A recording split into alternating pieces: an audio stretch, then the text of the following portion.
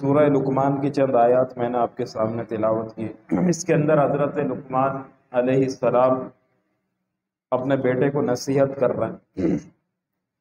دیکھیں لقمان حکیم جو ہیں یہ پچھلی امتوں کے اندر ہو کر گزرے ہیں، یہ بہت بڑے اللہ والے تھے، اور اللہ تبارک و تعالی نے ان کو حکمت سے نوازا تھا۔ حکمت کہتے ہیں دانائی کو، یعنی کمال کے ہوشیار اور ذہین تھے، اور ان کی ہوشیاری اور ذہانت کے واقعات جو ہے بہت زیادہ کثرت کے ساتھ وہ تاریخ کی کتب کے اندر لکھے ہوئے ہیں کہ اللہ تبارک و تعالی نے ان کو کمال کی ذہانت دی تھی۔ انہی ذہانتوں کے اندر ایک ان کا واقعہ مشہور ہے جو آتا ہے کہ ان کا مالک جو تھا یہ غلام تھے، سیاہ فام کالے رنگ کے غلام۔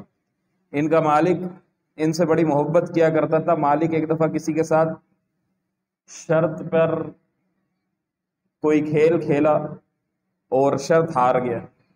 شرط یہ تھی کہ مالک نے کہا تھا اگر میں ہار گیا تو میں یہ پورے کے پورے نہر کا پانی پیوں گا۔ اب جب وہ شرط ہار گیا تو اس کو جیتنے والے نے کہا کہ بھئی تم نے شرط مانی تھی کہ بھئی میں اس نہر کا پانی پیوں گا، لہٰذا نہر کا پانی پیو۔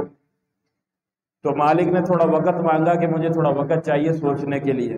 یہ پریشان بیٹھا تھا تو لقمان جنگل سے لکڑیاں کاٹ کر لا رہے تھے۔ دیکھا کہ مالک پریشان بیٹھا ہے تو مالک سے پوچھا کہ کیا ماجرا ہے، آپ پریشان کیوں بیٹھے ہو؟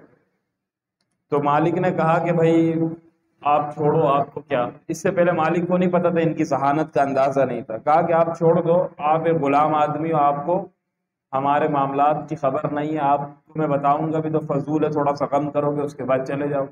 کہا کہ بتاؤ تو شاید میں آپ کو کوئی ہیلا بتا دوں، کوئی ترتیب بتا دوں۔ تو مالک نے آخر کار کہا کہ چلو سن لو بتاتا ہوں۔ اب جو بتایا تو کہا کہ میں نے ایسے سے قسم مطلب ایسے شرط پر ایک کھیل کھیلا اور میں ہار گیا، اور ہارنے کے بعد اب میرے اوپر لازم ہے کہ میں نہر کے پانی کو پیوں۔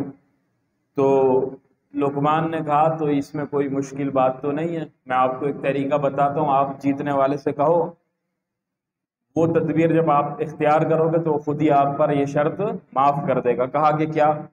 کہا کہ اس سے پوچھو کہ میں نہر کے پانی کو سائڈوں سے پیوں یا سیدھا، اس طرف سے پیوں یا اس طرف سے پیوں یا سیدھا پیوں۔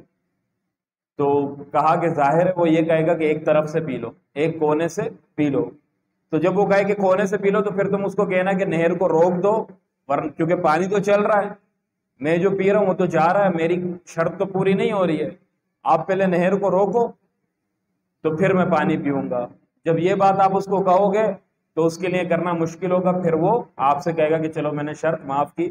اسی طریقے سے مالک نے کیا، اور واقعتاً اس بندے نے کہا کہ بھئی یہ تو میرے بس کا نہیں ہے۔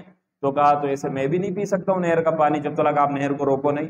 تو ان کو پتہ چل گیا مالک کو کہ کتنے ہوشیار اور عقل مند ہے، تو ہر معاملے کے اندر ان سے پھر وہ مشورہ لیا کرتے تھے۔